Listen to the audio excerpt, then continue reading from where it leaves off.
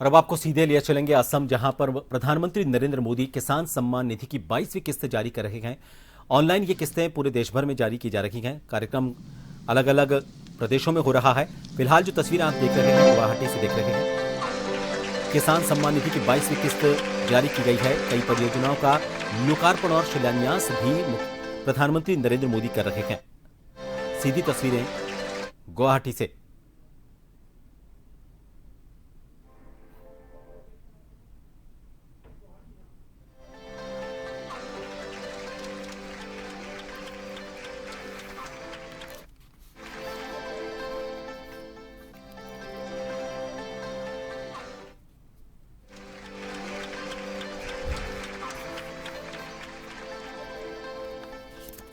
प्रधानमंत्री श्री नरेंद्र मोदी जी के विजन के तहत भारत में अंतर्देशीय जलमार्ग यात्री और माल परिवहन के लिए इको फ्रेंडली और अफोर्डेबल माध्यम के रूप में उभरे हैं। पूर्वोत्तर लगातार अग्रसर है और इस विकास यात्रा के केंद्र में है देश की जीवन रेखा भारतीय रेल।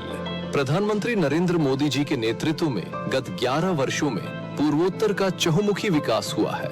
कनेक्टिविटी के क्षेत्र में नॉर्थ ईस्ट का कायाकल्प इस क्षेत्र की प्रगति के प्रति सरकार की प्रतिबद्धता का प्रतिबिंब है। आज असम और पूरा नॉर्थ ईस्ट भारत के विकास का नया प्रवेश द्वार बन रहा है। मल्टी मॉडल कनेक्टिविटी के संकल्प ने इस क्षेत्र की दिशा और इसकी दशा दोनों बदली है। इसी कड़ी में आज प्रधानमंत्री जी के द्वारा रंगिया मुरकंग से लेक, चापरमुख डिब्रूगढ़ और बदरपुर सिलचर एवं बदरपुर चुड़ाईबाड़ी तक कुल 1444 किलोमीटर रेल लाइनों के विद्युतीकरण का राष्ट्र को समर्पण तथा फरकाटिंग तिनसुकिया 194 किलोमीटर रेल लाइन के दोहरीकरण का शिलान्यास भी आज किया जा रहा है। आज भारतीय रेल 100% विद्युतीकरण के लक्ष्य की ओर भी तेजी से बढ़ रही है और इस दिशा में नॉर्थ ईस्ट में रेल लाइनों का विद्युतीकरण एक अहम कदम है। रेल लाइन दोहरीकरण से असम में रेल कनेक्टिविटी होगी बेहतर और रोजगार के अवसरों का होगा सृजन। इन सभी रेल परियोजनाओं से नॉर्थ ईस्ट में रेल कनेक्टिविटी की सूरत तो बदलेगी, साथ ही इंफ्रास्ट्रक्चर के विस्तार को भी गति मिलेगी।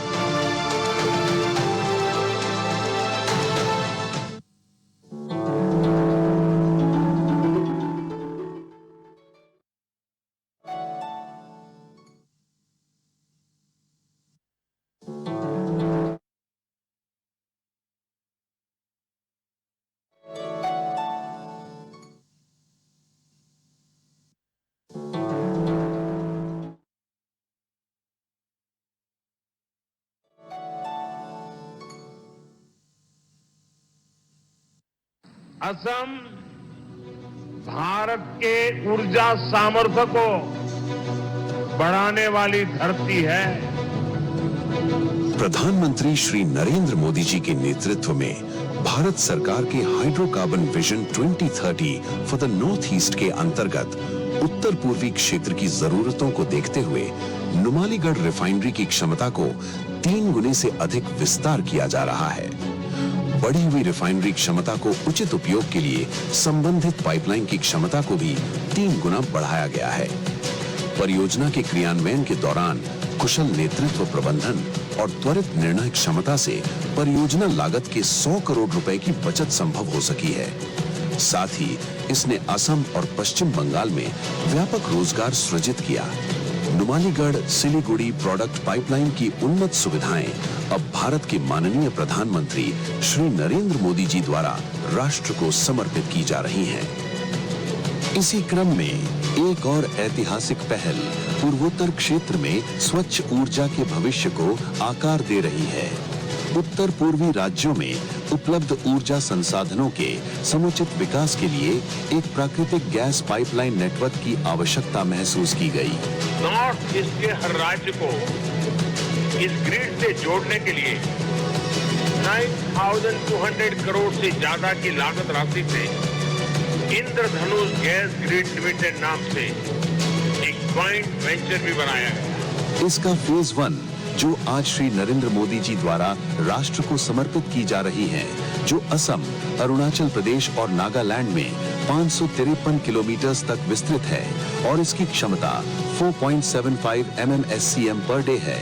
पहली बार प्राकृतिक गैस ब्रह्मपुत्र के उत्तर तट तक पहुंची है, जिससे सिटी गैस डिस्ट्रीब्यूशन, उद्योगों, चाय बागानों, अनटैप्ड ONGC गैस रिजर्व्स तथा नुमालीगढ़ रिफाइनरी लिमिटेड जैसे उपभोक्ताओं को नेशनल गैस ग्रिड से जोड़ने का मार्ग प्रशस्त हुआ है। दक्षिणी असम में ऊर्जा की बढ़ती जरूरतों को देखते हुए एक अत्याधुनिक सुविधाओं वाले भंडारण एवं वितरण केंद्र की स्थापना की जा रही है। 433 करोड़ रुपए की लागत से बनने वाले इस केंद्र को नुमालीगढ़ रिफाइनरी से 5 ग्राम तक रेलवे लाइन के द्वारा जोड़ा जाएगा।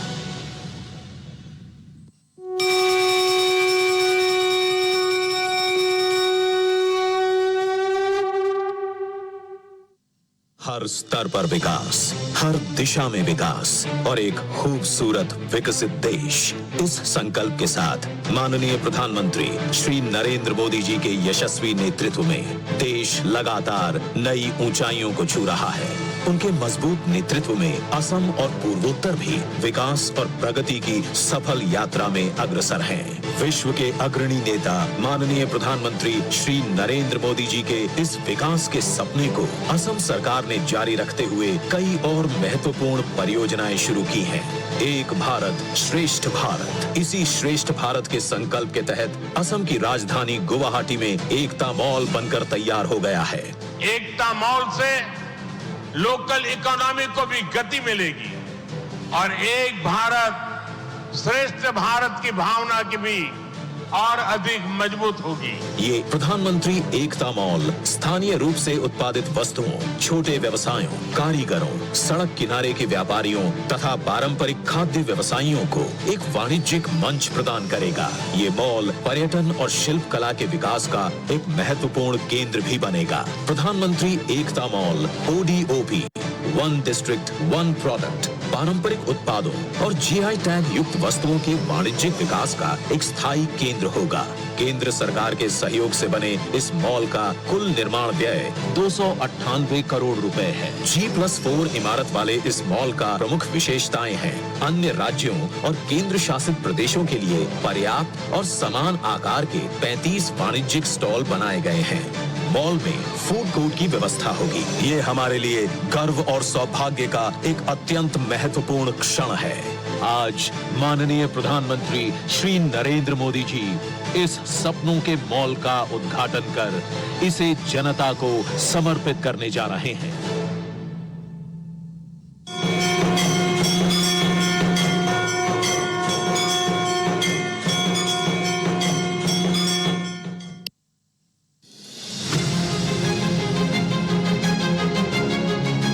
ऊर्जा के क्षेत्र में आत्मनिर्भर बनने के प्रधानमंत्री के विजन को साकार करते हुए मुख्यमंत्री डॉक्टर हिमंत बिस्वा शर्मा ने असम में 24/7 बिजली के संकल्प को साकार किया है। पिछले 5 वर्षों में असम ने इस क्षेत्र में ऐतिहासिक प्रगति की है।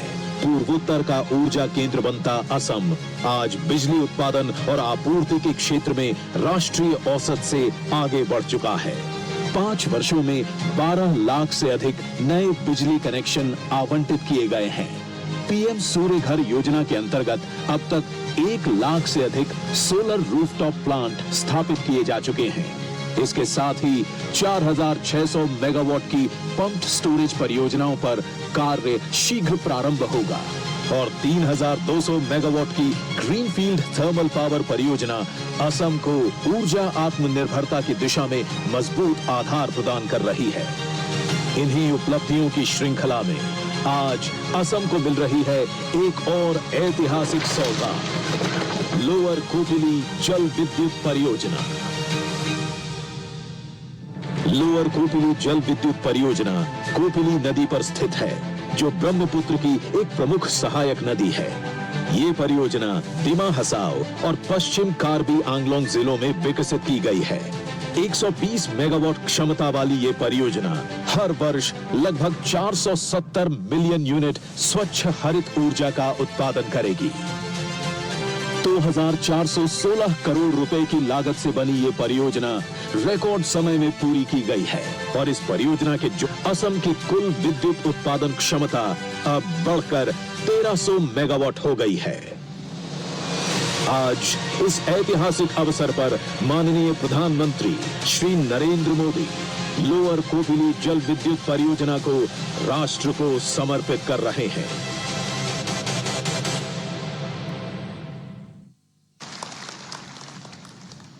धन्यवाद। देवियों सज्जनों, यह हमारे लिए अत्यंत गर्व का क्षण है कि असम, विशेषकर हमारे चाय बागान के श्रमिक समुदाय आज विकास और जन कल्याण की दिशा में एक नया इतिहास रचने की ओर अग्रसर हैं। सर्वप्रथम हम एक ऑडियो विजुअल प्रस्तुत करेंगे जिसमें चाय बागान के श्रमिकों के भूमिहीन होने के दौर से लेकर आज भूमि पट्टा प्राप्त करने तक की यात्रा को दर्शाया गया है। हर सुबह जब दुनिया का एक बड़ा हिस्सा अपने दिन की शुरुआत एक कप चाय से करता है, तभी कहीं दूर इन हरे भरे बागानों में कुछ हाथ सुबह की पहली रोशनी के साथ काम में लग जाते हैं। यही हाथ उगाते हैं दुनिया भर में मशहूर असम की चाय। लेकिन इस खुशबू के पीछे छिपी है हजारों लाखों चाय बागान श्रमिकों की मेहनत, संघर्ष और अनकही कहानियां। ब्रिटिश काल में जब असम में चाय बागानों की स्थापना हुई, पीढ़ी दर पीढ़ी ये परिवार चाय बागानों की लेबर लाइनों में ही बसते रहे। लेकिन जिस जमीन पर ये रहते थे उसका स्वामित्व चाय बागानों के नाम ही बना रहा। भूमि पट्टा न होने के कारण इन परिवारों को घर बनाने, बैंक से ऋण लेने और कई सरकारी योजनाओं का लाभ पाने में लंबे समय तक कठिनाइयों का सामना करना पड़ा। ये एक ऐसा प्रश्न था जिसके समाधान का इंतजार लंबे समय से किया जा रहा था। प्रधानमंत्री श्री नरेंद्र मोदी जी ने ये पहचाना कि असम की पहचान और प्रगति में चाय बागान समुदाय का योगदान अत्यंत महत्वपूर्ण है। हाल ही में आयोजित जुमोइर बिनंदरी कार्यक्रम में प्रधानमंत्री श्री नरेंद्र मोदी जी ने चाय बागान समुदाय की संस्कृति, उनकी परंपराओं और उनके अथक परिश्रम को नमन किया। असम के मुख्यमंत्री श्री हिमंत बिस्वा शर्मा ने इस दशकों पुरानी समस्या का स्थायी और ऐतिहासिक समाधान करने का संकल्प लिया। Assam fixation of ceiling on land holdings amendment act 2025 के माध्यम से लेबर लाइनों की जमीन को चाय बागानों की सहायक भूमि से अलग पहचान दी गई। असम सरकार ने मिशन वसुंधरा के माध्यम से भूमि रिकॉर्ड को आधुनिक और डिजिटल बनाया। ये पहल असम के 707 चाय बागानों को कवर करती है और लगभग 3.54 लाख चाय बागान परिवारों को लाभ पहुंचाएगी। असम की डबल इंजन सरकार के प्रयासों से बागान श्रमिक समुदायों के लिए विकास के नए अवसर तैयार हो रहे हैं। प्रधानमंत्री श्री नरेंद्र मोदी जी द्वारा चाय बागान श्रमिक परिवारों को डिजिटल भूमि पट्टा प्रदान किया जा रहा है। धन्यवाद। अब मैं आदरणीय प्रधानमंत्री जी से विनम्र अनुरोध करती हूं कि वे कृपया बटन दबाकर आभासी रूप से चाय बागान के 28,241 लाभार्थी परिवारों को भूमि पट्टे प्रदान करें।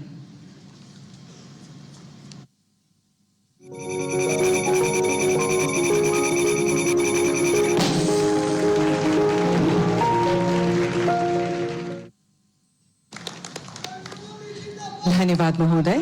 यह चाय बागान समुदाय के लिए भूमि सुरक्षा और सम्मान सुनिश्चित करने की दिशा में एक युगांतरकारी कदम है। अब मैं माननीय प्रधानमंत्री श्री नरेंद्र मोदी जी से सादर अनुरोध करती हूं कि वे कृपया 3 चाय बागान श्रमिकों को प्रतीकात्मक भूमि पट्टा प्रदान करें। सर्वप्रथम मैं कचार जिले के मोनियरखाल चाय बागान की श्रीमती सीमा नायक को मंच पर बुलाना चाहूंगी।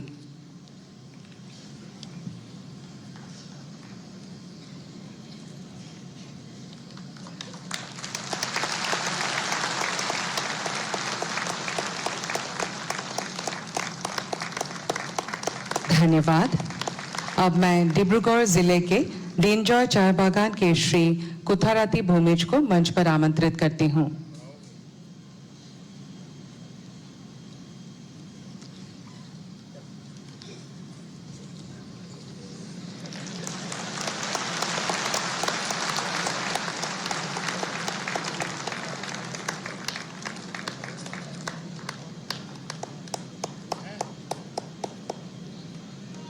धन्यवाद। अब मैं तिनिसुकिया जिले के सैमदांग चाय बागान की श्रीमती सुशीला ग्वाला को मंच पर आमंत्रित करती हूं।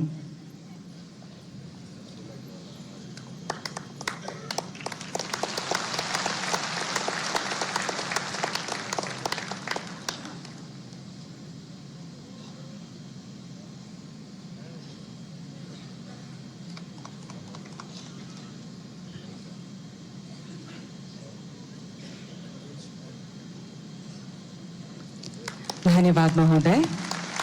देवियों सज्जनों, अब असम की पावन धरती से प्रधानमंत्री किसान सम्मान निधि पीएम किसान की 22वीं किस्त का हस्तांतरण किया जाएगा, जो देश के किसानों के कल्याण हेतु भारत सरकार की एक ऐतिहासिक पहल है। मैं माननीय प्रधानमंत्री महोदय से निवेदन करती हूं कि वे बटन दबाकर पीएम किसान की 22वीं किस्त जारी करने की कृपा करें।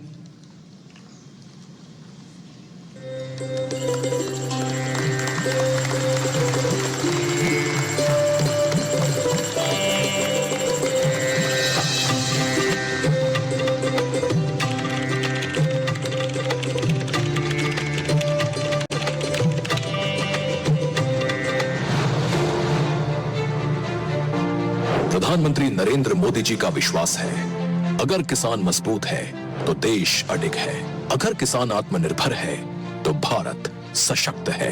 हमारी सरकार का साफ मानना है कि देश तभी आगे बढ़ेगा जब मेरा किसान मजबूत होगा, और इसके लिए हर संभव प्रयास किए जा रहे हैं। बीते 12 वर्षों में लगातार बड़े निर्णय लिए गए हैं, जिसका परिणाम है कि एमएसपी पर 26 लाख करोड़ रुपए से अधिक की फसलों की खरीद सुनिश्चित हुई है, जिससे किसानों को बेहतर मूल्य मिला है। हर किसान को किफायती खाद पहुंचाने के लिए उर्वरक सब्सिडी के माध्यम से किसानों को लगभग 15.5 लाख करोड़ रुपए का समर्थन दिया गया। पिछले 12 वर्षों में कृषि बजट में अभूतपूर्व वृद्धि हुई है तथा कृषि बजट 27,000 करोड़ से बढ़कर 1,40,000 करोड़ से अधिक हुआ है, ताकि बीज से बाजार तक हर मोर्चे पर किसान को शक्ति दी जा सके। इसी तरह ई-नाम, प्रधानमंत्री धन धान्य कृषि योजना, राष्ट्रीय प्राकृतिक खेती मिशन, प्रधानमंत्री फसल बीमा योजना, किसान समृद्धि केंद्र और एफपीओ के माध्यम से भी किसानों को संबल दिया गया है। आज भारत विश्व का सबसे बड़ा चावल उत्पादक देश है। हर फसल में बढ़ती उपज खेतों में नए युग का संकेत है। भारत ने यूपीआई, फार्मर आईडी और एग्री स्टैक जैसे मजबूत डिजिटल इंफ्रास्ट्रक्चर बनाए हैं, जो किसानों को सीधे और पारदर्शी रूप से अनेकों लाभ पहुंचा रहे हैं। पर असली बदलाव तब आता है जब सरकार सीधे किसान से बात करती है, जब सहायता बिचौलियों से नहीं गुजरती, सीधे उनके खाते में उतरती है। ऐसी ही है प्रधानमंत्री किसान सम्मान निधि योजना। पीएम किसान से अब तक 21 किश्तों में 4 लाख करोड़ रुपए से अधिक किसानों तक पहुंचे हैं। पीएम किसाনৰ পৰা যিটো ধন আমাক আঁচনিৰ থ্ৰুদি ধন দিছে, সেইটো আমাৰ কাৰণে বহুত উন্নত হোৱা বুলি ভাবো মই। আমাদের এই নরেন্দ্র মোদীজি আমাদের ব্যাংকে যে বছরে 3 লাখ টাকা बैंकेর माध्यमे पाठान, पीएम किसान का पैसा ठीक टाइम पे मिलता है। किसानों को सशक्त और आत्मनिर्भर बनाने की दिशा में आज प्रधानमंत्री श्री नरेंद्र मोदी जी द्वारा पीएम किसान सम्मान निधि की 22वीं किश्त के तहत 9 करोड़ 32 लाख से अधिक किसानों के बैंक खातों में 18,640 करोड़ रुपए से अधिक की सम्मान राशि का सीधा हस्तांतरण किया गया है। किसानों के साथ आगे बढ़ देश बन रहा है विकसित भारत। धन्यवाद महोदय। अब मैं सर्वजन प्रिय दूरदर्शी प्रधानमंत्री श्री नरेंद्र मोदी जी से करबद्ध निवेदन करती हूं कि वे कृपया अपने प्रेरणादायी उद्बोधन से हम सभी का मार्गदर्शन करें।